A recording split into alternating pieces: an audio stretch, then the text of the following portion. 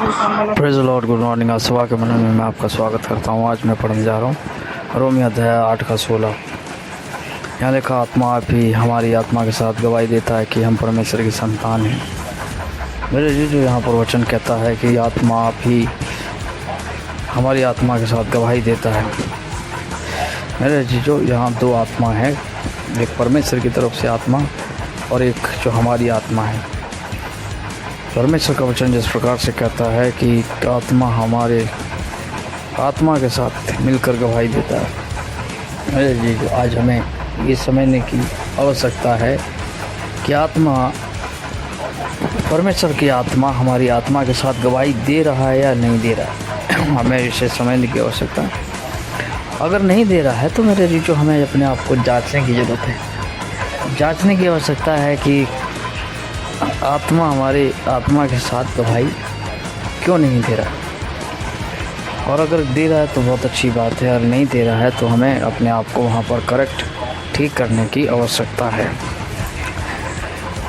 इसका अर्थ ये निकलता है मेरे जी, जो कि हमारी अंतरात्मा हमें अगर दोषी ठहरा रही है तो कहीं ना कहीं कुछ ना कुछ गड़बड़ है, उसे ठीक करने की ज़रूरत है हमारे अंदर।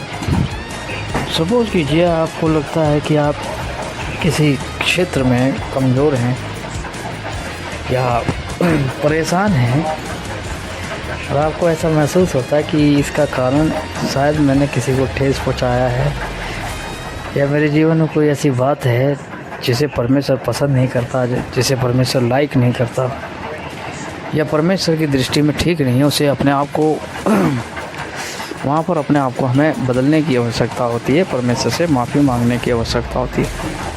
देखिए मेरे जो कोई भी परफेक्ट नहीं है, nobody is perfect in this world.